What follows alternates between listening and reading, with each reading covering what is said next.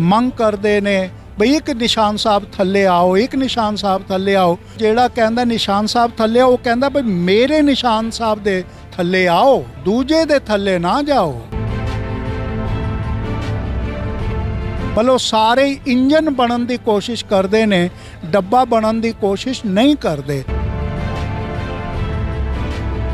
Police ਨੇ ਰੋਕਿਆ, police ਵਾਲਿਆਂ ਨਾਲ ਗੱਲ ਕੀਤੀ ਬਈ ਤੁਸੀਂ ਤਨਖਾਹ ਜਦੋਂ ਮਿਲਦੀ ਹੈ ਪੈਸਿਆਂ ਦੇ ਵਿੱਚ ਪੈਸੇ ਖਾਂਦੇ ਹੋ ਜਾਂ ਰੋਟੀ ਖਾਂਦੇ ਹੋ।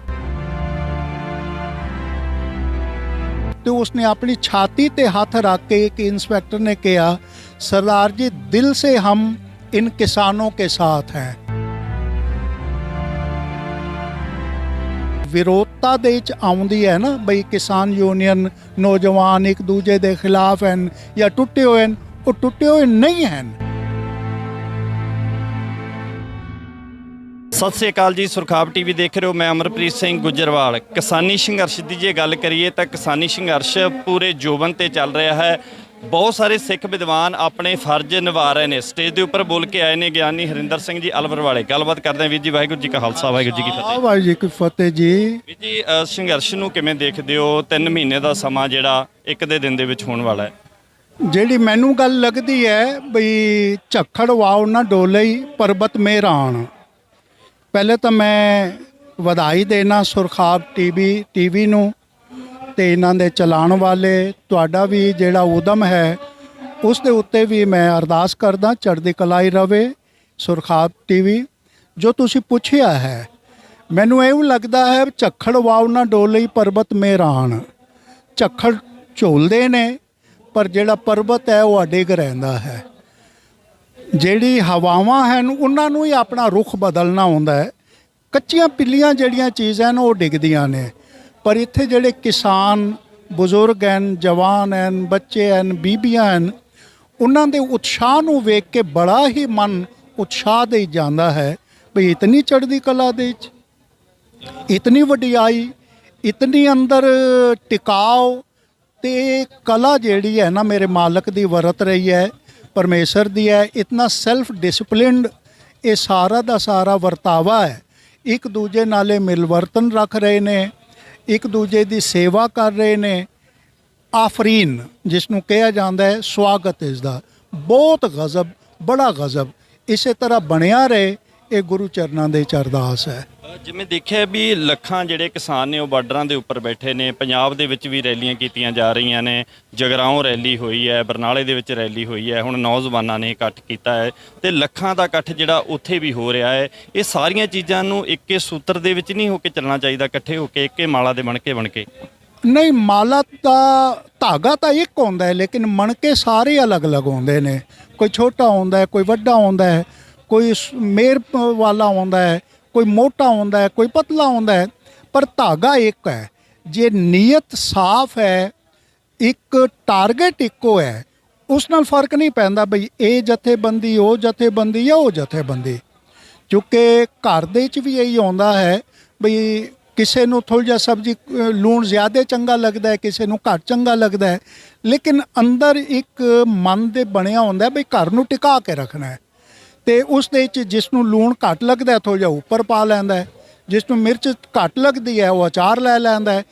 ਇਹ ਚੀਜ਼ਾਂ ਚਾਹੀਦੀਆਂ ਵੀ ਹਨ ਤੇ ਹੋਣੀਆਂ ਵੀ ਚਾਹੀਦੀਆਂ ਨੇ, ਪਰ ਅੰਦਰ ਨੀਅਤ ਜਿਹੜੀ ਹੈ ਨਾ ਉਹ ਇੱਕ ਤੇ ਸਾਫ਼ ਹੋਣੀ ਚਾਹੀਦੀ ਹੈ।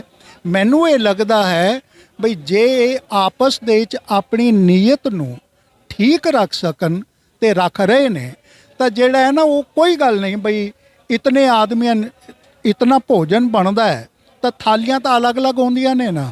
ਇਹ ਤਾਂ ਨਹੀਂ ਕਹਿ ਸਕਦੇ ਬਈ ਇੱਕੋ ਥਾਲੀ ਸਾਰੇ ਖਾਣ, ਉਹ ਅਲੱਗ-ਅਲੱਗ ਹੁੰਦੇ ਨੇ। ਹਾਂ, ਇੱਕ ਸਾਡੇ ਅੰਦਰ ਇਹ ਤਕਲੀਫ ਆਉਂਦੀ ਹੈ, ਸਾਰੇ ਇਹ ਦਾਅਵਾ ਕਰਦੇ ਨੇ, ਮੰਗ ਕਰਦੇ ਨੇ ਬਈ ਇੱਕ ਨਿਸ਼ਾਨ ਸਾਹਿਬ ਥੱਲੇ ਆਓ, ਇੱਕ ਨਿਸ਼ਾਨ ਸਾਹਿਬ ਥੱਲੇ ਆਓ। ਪਰ ਪ੍ਰੋਬਲਮ ਉਦੋਂ ਆਉਂਦੀ ਹੈ ਜਦੋਂ ਜਿਹੜਾ ਕਹਿੰਦਾ ਨਿਸ਼ਾਨ ਸਾਹਿਬ ਥੱਲੇ ਆਓ, ਉਹ ਕਹਿੰਦਾ ਬਈ ਮੇਰੇ ਨਿਸ਼ਾਨ ਸਾਹਿਬ ਦੇ ਥੱਲੇ ਆਓ, ਦੂਜੇ ਦੇ ਥੱਲੇ ਨਾ ਜਾਓ। ਮੈਨੂੰ ਲੀਡਰ ਦੇ ਵਿੱਚ ਰਹਿਣਾ ਚਾਹੀਦਾ ਹੈ, ਪਰ ਜਿਹੜਾ ਉਹ ਮੇਰੇ ਹੇਠਾਂ ਆ ਕੇ ਕੰਮ ਕਰੇ। ਹਾਂ, ਮੇਰੇ ਹੇਠਾਂ ਆ ਕੇ ਮਤਲਬ ਸਾਰੇ ਇੰਜਨ ਬਣਨ ਦੀ ਕੋਸ਼ਿਸ਼ ਕਰਦੇ ਨੇ, ਡੱਬਾ ਬਣਨ ਦੀ ਕੋਸ਼ਿਸ਼ ਨਹੀਂ ਕਰਦੇ। ਉਹ ਕਰਨੀ ਚਾਹੀਦੀ ਹੈ। ਕਰਨੀ ਹੈ ਬਈ ਤੁਹਾਡੇ ਅੰਦਰ ਟੀਚਾ ਇੱਕ ਹੋਵੇ, ਰਾਹ ਇੱਕ ਹੋਵੇ, ਕੋਈ ਗੱਲ ਨਹੀਂ। ਥੋੜ੍ਹਾ ਜਿਹਾ ਖੱਬੇ ਥੋੜ੍ਹਾ ਜਿਹਾ ਸੱਜੇ ਡਾਇਵਰਸ਼ਨ ਹੁੰਦਾ ਰਹਿੰਦਾ ਹੈ। ਲੇਕਿਨ ਮਕਸਦ ਇਹ ਹੈ ਬਈ ਇੱਥੇ ਪਹੁੰਚਣਾ। ਹੁਣ ਅਸੀਂ ਦਿੱਲੀ ਤੋਂ ਆਏ ਹਾਂ, ਸਾਨੂੰ ਕਈ ਰਸਤਿਆਂ ਉੱਤੇ ਰੋਕਿਆ, ਪਰ ਇਰਾਦਾ ਸੀ ਬਈ ਇੱਥੇ ਪਹੁੰਚਣਾ ਹੈ। ਪੁਲਿਸ ਨੇ ਰੋਕਿਆ, ਪੁਲਿਸ ਵਾਲਿਆਂ ਨਾਲ ਇਹ ਗੱਲ ਕੀਤੀ ਬਈ ਤੁਸੀਂ ਤਨਖਾਹ ਜਦੋਂ ਮਿਲਦੀ ਹੈ ਪੈਸਿਆਂ ਦੇ 'ਚ ਪੈਸੇ ਖਾਂਦੇ ਹੋ ਜਾਂ ਰੋਟੀ ਖਾਂਦੇ ਹੋ? ਵੀ ਤੁਹਾਨੂੰ ਪੈਸੇ ਦੀ ਜ਼ਰੂਰਤ ਹੈ ਜੇ ਰੋਟੀ ਦੀ ਜ਼ਿਆਦਾ? ਪੈਸੇ ਦੇ, ਉਹ ਕਹਿੰਦਾ ਪੈਸਿਆਂ ਦੇ ਰਾਹੀਂ ਰੋਟੀ ਮਿਲਦੀ ਹੈ। ਮੈਂ ਕਿਹਾ ਅਲਟੀਮੇਟਲੀ ਖਾਣੀ ਤਾਂ ਰੋਟੀ ਪੈਂਦੀ ਹੈ, ਤਨਖਾਹ ਥੋੜੀ ਖਾਓਗੇ ਤੁਸੀਂ। ਤੇ ਕਹਿੰਦਾ ਕੀ ਕਰੀਏ, ਬੜਾ ਨਿਮੋ ਜੀਣਾ ਹੋ ਕੇ ਕਹਿੰਦਾ ਕੀ ਕਰੀਏ, ਸਰਕਾਰ ਦੀ ਨੌਕਰੀ ਕਰ ਰਹੇ ਹਾਂ, ਸਰਕਾਰ ਦਾ ਹੁਕਮ ਮੰਨਣਾ। ਮੈਂ ਕਿਹਾ ਜ਼ਰੂਰ ਮੰਨੋ, ਲੇਕਿਨ ਆਪਣੇ ਮਨ ਦੇ 'ਚ। ਤੇ ਉਸਨੇ ਆਪਣੀ ਛਾਤੀ ਤੇ ਹੱਥ ਰੱਖ ਕੇ ਇੱਕ ਇੰਸਪੈਕਟਰ ਨੇ ਕਿਹਾ, ਸਰਦਾਰ ਜੀ ਦਿਲ से हम इन किसानों के साथ हैं, पर हमारी मजबूरी है। ਤੇ ਮੈਂ ਕਿਹਾ ਬਈ ਮੈਂ ਸਮਝਦਾ ਤੁਹਾਡੀ ਮਜਬੂਰੀ ਹੈ, ਤੁਹਾਨੂੰ ਡਾਂਗ ਹੱਥ ਹੀ ਦਿੱਤੀ ਹੈ ਤੇ ਤੁਹਾਡੇ ਹੱਥ ਲੁੱਸ ਕਰਾਉਣ ਦੇ ਵਾਸਤੇ ਉਹਨਾਂ ਨੇ ਪ੍ਰੇਰਿਆ ਹੈ, ਨੌਕਰੀ ਦੀ ਧੌਂਸ ਦਿੱਤੀ ਹੋਈ ਹੈ ਤੇ ਤੁਹਾਨੂੰ ਇਹ ਕਰਨਾ ਪੈਂਦਾ ਹੈ। पर वो फिर कहता है, सरदार जी दिल से हम किसानों के साथ हैं, चूँकि खानी तो रोटी होती है, तनख्वाह थोड़ी खाएंगे। तनख्वाह मिलेगी पैसों से, लेकिन पैसों से भी तो हमको रोटी लेनी होगी ना। तो रोटी बनाने वाले किसान हैं। तो उसने गल कही। हुण सानू कई रस्तियां तो रोका पाइयां, बैरीयर मिलिया, पर चूँकि टारगेट से असी जाना है। भावें भाई साहब अमरीक सिंह जी हैंडीकैप हैं, लेकिन इन्हां दी हिम्मत है ਜਿਹੜੇ ਕਿਸੇ ਤਰੀਕੇ ਨਾਲੇ ਮੈਨੂੰ ਇੱਥੇ ਲੈ ਕੇ ਆਏ ਨੇ। ਸੋ ਏਕਾ ਚਾਹੀਦਾ ਹੈ, ਲੇਕਿਨ ਉਹ ਏਕਾ ਹੋਵੇ ਟਾਰਗੇਟ ਦਾ, ਉਹ ਏਕਾ ਹੋਵੇ ਆਪਣੀ ਨੀਅਤ ਦਾ, ਉਹ ਏਕਾ ਹੋਵੇ ਜਿਸ ਸੰਘਰਸ਼ ਨੂੰ ਸਾਹਮਣੇ ਰੱਖਿਆ ਹੈ ਉਸ ਦੇ ਸਿਰੇ ਤੱਕ ਪਹੁੰਚਣ ਦਾ। ਕੋਈ ਗੱਲ ਨਹੀਂ ਕਿਸੇ ਨੂੰ ਇਸ ਪਾਸੋਂ ਰਸਤਾ ਮਿਲਦਾ ਹੈ, ਸੱਜੇ ਤੋਂ ਖੱਬੇ ਤੋਂ, ਕੋਈ ਗੱਲ ਨਹੀਂ। ਇਸ ਦੀ ਸਾਨੂੰ ਬਹੁਤੀ ਜ਼ਿਆਦਾ ਇਹ ਵੀ ਚਰਚਾ ਨਾ ਹੋਵੇ ਬਈ ਸਾਰੇ ਏਕਾ ਰੱਖਣਾ ਚਾਹੀਦਾ ਹੈ, ਲੇਕਿਨ ਇਹ ਨਾ ਹੋਵੇ ਬਈ ਜਿਹੜਾ ਕਵੇ ਬਈ ਨਿਸ਼ਾਨ ਸਾਹਿਬ ਜਿਹੜਾ ਮੇਰੇ ਹੱਥ 'ਚ ਹੈ ਨਾ, ਇਸ ਦੇ ਥੱਲੇ ਸਾਰੇ ਆਓ। ਅਗਲੇ ਦੇ ਹੱਥ ਵਿੱਚ ਹੀ ਉਹੀ ਨਿਸ਼ਾਨ ਸਾਹਿਬ ਹੈ, ਉਹੀ ਕੱਪੜੇ ਦਾ ਹੈ, ਉਸ ਉੱਤੇ ਪ੍ਰਤੀਕ ਲੱਗਿਆ ਹੋਇਆ ਖੰਡੇ ਦਾ ਜਾਂ ਕਿਸੇ ਹੋਰ ਚੀਜ਼ ਦਾ। ਤੁਸੀਂ ਉਹ ਪ੍ਰਵਾਨ ਕਰੋ, ਐਪਰੀਸ਼ੀਏਟ ਕਰੋ ਬਈ ਤੁਸੀਂ ਸੰਘਰਸ਼ ਦਾ ਹਿੱਸਾ ਤਾਂ ਹੋ ਨਾ, ਐਪਰੀਸ਼ੀਏਟ ਕਰੋ। ਇਹ ਜਿਹੜੀ ਐਪਰੀਸੀਏਸ਼ਨ ਹੈ ਇਹ ਸਾਨੂੰ ਅੱਗੇ ਵਧਾਉਂਦੀ ਹੈ। ਪਰ ਜਦੋਂ ਅਸੀਂ ਇਸ ਤਰ੍ਹਾਂ ਦੇ ਗੈਰ ਜ਼ਰੂਰੀ ਕ੍ਰਿਟਿਸਿਜ਼ਮ ਕਰਦੇ ਹਾਂ, ਉਹ ਸੰਘਰਸ਼ ਦੇ ਵਿੱਚ ਰੁਕਾਵਟ ਪਾਉਂਦੀ ਹੈ, ਜੋ ਹੋਣੀ ਨਹੀਂ ਚਾਹੀਦੀ। ਨੌਜਵਾਨਾਂ ਦੀ ਰੈਲੀ ਜਿਹੜੀ ਮਹਾਰਾਜ ਦੇ ਵਿੱਚ ਕਰਵਾਈ ਗਈ, ਉਹ ਤੋਂ ਪਹਿਲਾਂ ਸੋਸ਼ਲ ਮੀਡੀਆ ਤੇ ਇਹ ਗੱਲਾਂ ਚੱਲਦੀਆਂ ਸਨ ਵੀ ਜਿਹੜੇ ਨੇ ਕਿਸਾਨ ਜਥੇਬੰਦੀਆਂ ਅਲੱਗ ਨੇ ਤੇ ਨੌਜਵਾਨ ਜਿਹੜੇ ਆਪਣਾ ਅਲੱਗ ਪ੍ਰੋਗਰਾਮ ਕਰ ਰਹੇ ਨੇ। ਪਰ ਸਟੇਜ ਦੇ ਉੱਪਰ ਜਿੰਨੇ ਵੀ ਬੁਲਾਰੇ ਬੋਲੇ, ਲੱਖੇ ਸਮਾਧਾਣੇ ਦੇ ਸਮੇਤ, ਉਹਨਾਂ ਨੇ ਕਿਹਾ ਅਸੀਂ ਸੰਯੁਕਤ ਮੋਰਚੇ ਦੇ ਨਾਲ ਹਾਂ। ਤੇ ਇਹ ਚੀਜ਼ਾਂ ਜਿਹੜੀਆਂ ਫੀਲਡ ਦੇ ਵਿੱਚ ਚੱਲਦੀਆਂ ਨੇ, ਖਾਸ ਕਰ ਤੁਹਾਡੀ ਫੋਰਨ ਦੇ ਵਿੱਚ ਗੱਲ ਹੁੰਦੀ ਹੋਵੇਗੀ, ਇਸ ਚੀਜ਼ ਨੂੰ ਤੁਸੀਂ ਕਿਵੇਂ ਦੇਖਦੇ ਹੋ? ਇਹ ਪ੍ਰਾਪੇਗੰਡਾ ਹੈ। ਇਹ ਜਿਹੜੀਆਂ ਦੇ ਖਿਲਾਫ ਸੰਘਰਸ਼ ਵਿੱਢਿਆ ਹੁੰਦਾ ਹੈ, ਉਹ ਪ੍ਰਾਪੇਗੰਡਾ ਕਰਦੇ ਨੇ। ਤੇ ਜਦੋਂ ਪ੍ਰਾਪੇਗੰਡਾ ਕਰਨ ਤੇ ਉਹ ਆਪਣੇ ਤਰੀਕੇ ਨਾਲ ਕਰਦੇ ਨੇ। ਉਸ ਦੇ 'ਚ ਇਹੀ ਦੁਫਾੜ ਪਾਣਾ, ਵਿਤਕਰੇ ਪਾਣਾ, ਇਸ ਤਰ੍ਹਾਂ ਦੇ ਰੂਮਰਸ ਬਣਾਉਣੇ। ਸਾਨੂੰ ਉਹ ਵੇਖਣਾ ਚਾਹੀਦਾ ਹੈ ਜਿਹੜਾ ਵਿਰੋਧਤਾ ਦੇ 'ਚ ਆਉਂਦੀ ਹੈ ਨਾ, ਬਈ ਕਿਸਾਨ ਯੂਨੀਅਨ ਨੌਜਵਾਨ ਇੱਕ ਦੂਜੇ ਦੇ ਖਿਲਾਫ ਹਨ ਜਾਂ ਟੁੱਟੇ ਹੋਏ ਹਨ, ਉਹ ਟੁੱਟੇ ਹੋਏ ਨਹੀਂ ਹਨ। ਤੇ ਇਹ ਆਪਸ ਵਿੱਚ ਰੱਖਣਾ ਚਾਹੀਦਾ ਹੈ ਬਈ ਤੁਹਾਡਾ ਕੰਮ ਇਹ ਹੈ। ਕਿਉਂਕਿ ਇੱਕ ਟੀਮ ਵਰਕ ਹੋਵੇ ਨਾ, ਤਾਂ ਟੀਮ ਦੇ ਵਿੱਚ ਸਾਰੀਆਂ ਚੀਜ਼ਾਂ ਆਉਂਦੀਆਂ ਨੇ। ਕੋਈ ਸੱਜੇ ਆਉਂਦਾ, ਕੋਈ ਖੱਬੇ ਆਉਂਦਾ, ਕੋਈ ਸਾਹਮਣੇ ਆਉਂਦਾ, ਕੋਈ ਪਿੱਛੇ ਆਉਂਦਾ।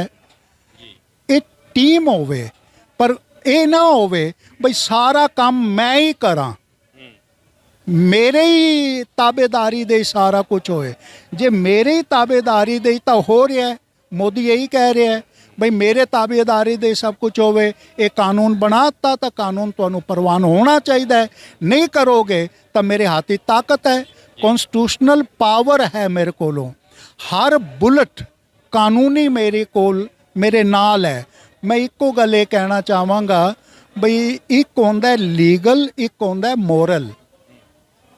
ਮੋਰਲ ਤਾਕਤ ਉਹਨਾਂ ਕੋਲ ਨਹੀਂ ਹੈ, ਲੀਗਲ ਤਾਕਤ ਹੈ। ਔਰੰਗਜ਼ੇਬ ਕੋਲੋਂ ਲੀਗਲ ਤਾਕਤ ਸੀ, ਲੀਗਲ ਪਾਵਰ ਸੀ, ਕਿਉਂਕਿ ਉਹ ਇਸ ਮੁਲਕ ਦਾ ਰਾਜਾ ਸੀ, ਬਾਦਸ਼ਾਹ ਸੀ। ਕੰਸ ਕੋਲੋਂ ਵੀ ਲੀਗਲ ਤਾਕਤ ਸੀ। ਲੀਗਲ ਤਾਕਤ ਤੇ ਮੋਰਲ ਐਸਪੈਕਟ ਜਿਹੜਾ ਹੈ ਨਾ, ਇਸ ਦੇ ਵਿੱਚ ਫਰਕ ਹੁੰਦਾ ਹੈ। ਜਿਸ ਕੋਲ ਮੋਰੈਲਿਟੀ ਆਉਂਦੀ ਹੈ ਮੋਰਲ ਪਾਵਰ ਆਉਂਦੀ ਹੈ ਉਹ ਹਮੇਸ਼ਾ ਹੀ ਦ੍ਰਿੜ ਰਹਿੰਦਾ ਹੈ। ਥੋੜੀ ਦੇਰ ਵਾਸਤੇ ਨੁਕਸਾਨ ਹੁੰਦਾ ਹੈ, ਜਿਸ ਤਰ੍ਹਾਂ ਚਾਰੋਂ ਸਾਹਿਬਜ਼ਾਦੇ ਸ਼ਹੀਦ ਹੋ ਗਏ, ਅਨੰਦਪੁਰ ਸਾਹਿਬ ਲੁੱਟਿਆ ਗਿਆ, ਇਹ ਸਭ ਕੁਝ ਹੈ। ਲੇਕਿਨ ਜਿਹੜੀ ਮੋਰੈਲਿਟੀ ਹੈ ਇਹ ਪਰਮਾਤਮਾ ਤੋਂ ਆਈ ਹੋਈ ਹੈ। ਜਿਹੜੀ ਦੂਜੀ ਤਾਕਤ ਹੈ ਇਹ ਮਨੁੱਖਾਂ ਦੀ ਬਣਾਈ ਹੋਈ ਹੈ। ਮਨੁੱਖਾਂ ਦੀ ਤਾਕਤ ਬੇਕਾਰ ਹੋ ਜਾਂਦੀ ਹੈ। ਇਹ ਸਿੱਖ ਦਾ ਇੱਕ ਵੱਡਾ ਹੀ ਸੰਘਰਸ਼ ਦਾ ਕੇਂਦਰ ਹੁੰਦਾ ਹੈ। ਉਹ ਕਹਿੰਦੇ ਨੇ ਹਥਿਆਰ ਰੱਖਣੇ ਤੇ ਚਲਾਣੇ, ਸਾਡੇ ਕੋਲ ਲੀਗਲ ਪਾਵਰ ਹੈ, ਲੀਗਲਾਈਜ਼ਡ ਹੈ। ਤੁਹਾਡੇ ਕੋਲ ਇਹ ਲੀਗਲ ਪਾਵਰ ਨਹੀਂ ਹੈ। ਤੇ ਸਾਨੂੰ ਸਤਿਗੁਰੂ ਨੇ ਕਿਹਾ ਬਈ ਲੀਗਲ ਪਾਵਰ ਤੇਰੇ ਕੋਲ ਹੋਵੇਗੀ, ਲੇਕਿਨ ਸਾਡੇ ਕੋਲ ਮੋਰਲ ਪਾਵਰ ਹੈ। ਜ਼ਫਰਨਾਮੇ ਦਾ ਸ਼ੇਰ ਆਉਂਦਾ ਹੈ, ਤੁਰਾ ਤਰਕ ਤਾਜ਼ੀ ਬ ਮਕਰੋ ਰਿਆ, ਮਰਾ ਚਾਰਾ ਸਾਜ਼ੀ ਬਸ ਸਿਦਕੋ ਸਫਾ।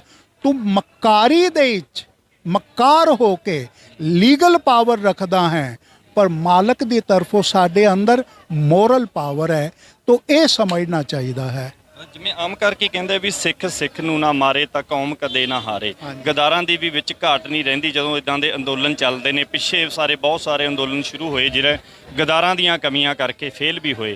ਇਸ ਅੰਦੋਲਨ ਨੂੰ ਕਿਵੇਂ ਦੇਖਦੇ ਹੋ ਅਜੇ ਤੱਕ? ਮੈਂ ਇਹ ਵੇਖਦਾ ਬਈ ਜਿਹੜੇ ਗੱਦਾਰ ਆਉਂਦੇ ਨੇ ਨਾ, ਉਹਨਾਂ ਨੇ ਆਪਣਾ ਕੰਮ ਕਰਨਾ ਹੈ। ਮੈਂ ਇੱਕ ਛੋਟਾ ਜਿਹਾ ਉਦਾਹਰਣ ਤੁਹਾਨੂੰ ਦੇਣਾ। ਗੁਰੂ ਰਾਮਦਾਸ ਸਤਿਗੁਰੂ ਸੱਚਾ ਪਾਤਸ਼ਾਹ, ਚੁੱਕੇ ਮੈਂ ਇਸ ਲਾਈਨ ਦਾ ਤੇ ਹਾਂ ਤੇ ਇਸ ਵਾਸਤੇ ਮੈਨੂੰ ਉਦਾਹਰਣ ਵੀ ਉਹੀ ਦੇਣੇ ਪੈਂਦੇ ਨੇ। ਜਦੋਂ ਅੰਮ੍ਰਿਤਸਰ ਸਾਹਿਬ ਤੋਂ ਗਏ ਗੋਇੰਦਵਾਲ ਸਾਹਿਬ, ਤੇ ਵੱਡਾ ਬੇਟਾ ਬੜੇ ਖਰੂਤ ਪਾ ਰਿਹਾ ਸੀ, ਲੜਾਈਆਂ ਕਰ ਰਿਹਾ ਸੀ, ਤੇ ਪੂਰਾ ਸ਼ਬਦ ਉਚਾਰਨ ਕਰਤਾ, ਕਾਹੇ ਪੂਤ ਝਗਰਤ ਹੋ ਸੰਗ ਬਾਪ। ਜਿਸ ਵਕਤ ਸਤਿਗੁਰੂ ਗੋਇੰਦਵਾਲ ਸਾਹਿਬ ਜਾ ਕੇ ਜੋਤੀ ਜੋਤ ਸਮਾ ਗਏ ਤੇ ਚੌਥੇ ਉੱਤੇ ਪ੍ਰਿਥੀ ਚੰਦ ਆਇਆ। ਸਾਰੀ ਬਿਰਾਦਰੀ ਤੇ ਸੰਗਤ ਜੁੜੀ ਹੋਈ ਸੀ। ਆਪਣੇ ਮਸੰਦਾ ਨਾਲ ਆ ਕੇ ਸਿੱਖ ਇਤਿਹਾਸ ਕਹਿੰਦਾ ਹੈ, ਫਿੰਗਰ ਪੁਆਇੰਟ ਕਰਕੇ ਪੰਜਵੇਂ ਪਾਤਸ਼ਾਹ ਦੇ ਉੱਤੇ ਸ਼ਾਊਟਿੰਗ ਕਰਕੇ, ਉੱਚਾ ਬੋਲ ਕੇ, ਐਲੀਗੇਸ਼ਨ ਲਾ ਕੇ ਕਹਿਣ ਲੱਗਾ, ਬਿਖ ਦੇ ਪਿਤ ਮਾਰਿਓ 2 ਦਿਨ ਮੇ ਤਿਲਕ ਲੀਨ। ਚੰਗੇ ਭਲੇ ਤਾਂ ਪਿਤਾ ਗਏ ਸੀ ਅੰਮ੍ਰਿਤਸਰ ਤੋਂ, ਤੂੰ ਜ਼ਹਿਰ ਦੇ ਕੇ ਮਾਰ ਦਿੱਤਾ ਹੋਣਾ ਹੈ, ਤੇ 2 ਦਿਨਾਂ ਦੇ ਵਿੱਚ ਹੀ ਤੂੰ ਗੁਰਿਆਈ ਦਾ ਤਿਲਕ ਲੈ ਲਿਆ, ਮੈਂ ਤੈਨੂੰ ਛੱਡਾਂਗਾ ਨਹੀਂ। ਹੁਣ ਇੱਥੇ ਇੱਕ ਹੋਰ ਵੇਖਣਾ, ਜਿਹੜੇ ਨਾਲ ਦੇ ਆਦਮੀ ਸਨ ਨਾ, ਉਹ ਪ੍ਰਾਪੇਗੰਡਾ ਕਰਨ ਲੱਗ ਪਏ, ਅਫਵਾਹ ਫੈਲਾਉਣ ਲੱਗ ਪਏ। ਜੇ ਘਰ ਦਾ ਵੱਡਾ ਭਰਾ, ਵੱਡਾ ਬੇਟਾ ਹੀ ਇਹ ਕਹਿ ਰਿਹਾ ਹੈ ਕੁਛ ਤਾਂ ਹੋਏਗਾ, ਇਹ ਕੁਛ ਤਾਂ ਹੋਏਗਾ, ਇਸ ਨਾਲੇ ਨੁਕਸਾਨ ਹੁੰਦਾ ਹੈ। ਸੱਚ ਵੇਖਣਾ ਚਾਹੀਦਾ, ਕੁਛ ਤਾਂ ਹੋਏਗਾ। ਇੱਕ ਗਲਤ ਪਰੰਪਰਾ ਬਣਾਉਂਦੀ ਹੈ, ਅਫਵਾਹ ਬਣਾਉਂਦੀ ਹੈ, ਅਫਵਾਹਾਂ ਨੂੰ ਮਜ਼ਬੂਤ ਕਰਦੀ ਹੈ। ਉਸ ਉੱਤੇ ਸਾਨੂੰ ਧਿਆਨ ਦੇਣਾ ਚਾਹੀਦਾ ਹੈ। ਜੀ ਇਕੱਠੇ ਹੋਣ ਲਈ ਕੀ ਸੱਦਾ ਦੇਣਾ ਚਾਹੁੰਦੇ ਹੋ? ਕੀ ਸੁਨੇਹਾ ਵੀ ਸਭ ਨੂੰ ਇਕੱਠਾ ਹੋ ਕੇ ਚੱਲੀਏ? ਇਕੱਠੇ ਇਸ ਤਰ੍ਹਾਂ ਜਿਸ ਤਰ੍ਹਾਂ ਅਸੀਂ ਸੋਚਦੇ ਹਾਂ ਉਹ ਨਹੀਂ ਹੁੰਦਾ, ਤੇ ਹੋਣਾ ਵੀ ਨਹੀਂ ਚਾਹੀਦਾ। ਸਾਡਾ ਇਕੱਠੇ ਹੋਣ ਦਾ ਇੱਕੋ ਹੀ ਇਰਾਦਾ ਹੈ ਬਈ ਨੀਅਤ ਠੀਕ ਹੋਣੀ ਚਾਹੀਦੀ ਹੈ। ਇਹ ਨਾ ਹੋਵੇ ਬਈ ਮੇਰੀ ਲੀਡਰੀ ਚਮਕੇ, ਉਹ ਨਹੀਂ ਹੋਣਾ ਚਾਹੀਦਾ। ਮੈਂ ਹੀ ਜਥੇਦਾਰ ਹੋਵਾਂ, ਇਹ ਨਹੀਂ ਹੋਣਾ ਚਾਹੀਦਾ। ਆਪਣੀ ਇਸ ਲੀਡਰੀ ਦਾ ਨਿਸ਼ਾਨਾ ਇਹ ਨਹੀਂ ਹੋਣਾ ਚਾਹੀਦਾ ਜੋ ਅਗਲਾ ਮੈਂ MLA ਬਣ ਜਾਵਾਂ, MP ਬਣ ਜਾਵਾਂ। ਇਹ ਨੀਅਤ ਸਾਫ਼ ਹੋਣੀ ਚਾਹੀਦੀ ਹੈ। ਫਿਰ ਮੈਂ ਇੱਕ ਗੱਲ ਕਹਿਣਾ, ਅੱਜ ਗੁਰੂ ਹਰਿਰਾਏ ਸਾਹਿਬ ਪਾਤਸ਼ਾਹ ਦਾ ਪ੍ਰਕਾਸ਼ ਦਿਹਾੜਾ ਹੈ, ਤੇ ਮੈਂ ਬਹੁਤ ਇੱਕ ਪੋਸਟ ਵਾਇਰਲ ਕੀਤੀ ਆਪਣੀ ਤਰਫੋਂ ਲਿਖ ਕੇ। ਰਾਮ ਰਾਏ ਨੇ ਹਜ਼ੂਰ ਸੱਚੇ ਪਾਤਸ਼ਾਹ ਗੁਰੂ ਨਾਨਕ ਦੇਵ ਜੀ ਦਾ ਇੱਕ ਬਚਨ ਬਦਲਿਆ ਸੀ। ਗੁਰੂ ਹਰਿਰਾਏ ਸਾਹਿਬ ਪਾਤਸ਼ਾਹ ਦਾ ਉਹ ਬਾਇਓਲੋਜੀਕਲ ਸਨ ਸੀ, ਆਪਣਾ ਬੇਟਾ ਸੀ, ਪਿਆਰ ਕਰਦੇ ਸੀ, ਕਰਤਾ ਪੁਰਖ ਨਾਂ ਦਿੰਦੇ ਸੀ, ਤੇ ਬੜੇ ਭਰੋਸੇ ਨਾਲੇ ਔਰੰਗਜ਼ੇਬ ਕੋਲ ਭੇਜਿਆ, ਤੇ ਔਰੰਗਜ਼ੇਬ ਕੋਲ ਜਾ ਕੇ ਇੱਕ ਬਚਨ ਬਦਲਿਆ। ਗੁਰੂ ਹਰਿਰਾਏ ਸਾਹਿਬ ਪਾਤਸ਼ਾਹ ਨੇ ਦੀਬਾਰ ਕਰ ਦਿੱਤਾ, ਬੇਦਖਲ ਕਰ ਦਿੱਤਾ, ਕਹਿਤਾ ਤੂੰ ਅੱਜ ਤੋਂ ਮੇਰਾ ਬੇਟਾ ਨਹੀਂ ਤੇ ਮੈਂ ਤੇਰਾ ਬਾਪ ਨਹੀਂ। ਉਸ ਰਾਮ ਰਾਏ ਨੇ ਬੜੇ ਤਰਲੇ ਕੀਤੇ, ਮੈਨੂੰ ਮਾਫੀ ਦੇ ਦਿਓ। 12 ਕੋਹ ਤੇ ਖੜਾ ਹੋਇਆ, ਮਾਫੀਆਂ ਮੰਗਦਾ ਸੀ। ਸਤਿਗੁਰੂ ਨੇ ਕਿਹਾ ਹੁਣ ਮਾਫੀ ਦਾ ਸਵਾਲ ਨਹੀਂ ਹੈ, ਤੂੰ ਹੁਣ ਚਲਾ ਜਾ। ਕਿਉਂ? ਰਾਮ ਰਾਏ ਜਿਹੜਾ ਸੀ ਨਾ, ਉਹ ਬੜਾ ਚਲਾਕ ਨਿਕਲਿਆ। ਉਹ ਮਾਫੀ ਮੰਗਣ ਦੇ ਨਾਂ ਉੱਤੇ ਗੁਰਗੱਦੀ ਚਾਹੁੰਦਾ ਸੀ। ਜਿਸ ਦਿਨ ਉਸ ਨੂੰ ਪਤਾ ਚੱਲ ਗਿਆ ਬਈ ਮੇਰੇ ਮਾਫੀ ਮੰਗਣ ਨਾਲੇ, ਤਰਲੇ ਹਾੜੇ ਕਰਨ ਨਾਲੇ ਮੇਰਾ ਪਿਤਾ ਪਸੀਜਦਾ ਨਹੀਂ, ਗੁਰਗੱਦੀ ਤਾਂ ਛੋਟੇ ਭਰਾ ਨੂੰ ਦੇ ਗਿਆ, ਬਾਲਾ ਪ੍ਰੀਤਮ ਗੁਰੂ ਹਰਕ੍ਰਿਸ਼ਨ ਸਾਹਿਬ ਪਾਤਸ਼ਾਹ ਨੂੰ। ਫਿਰ ਇਸ ਨੇ ਆਪਣੇ ਅੰਦਰ ਦਾ ਅਸਲ ਰੂਪ ਪ੍ਰਗਟ ਕਰਤਾ।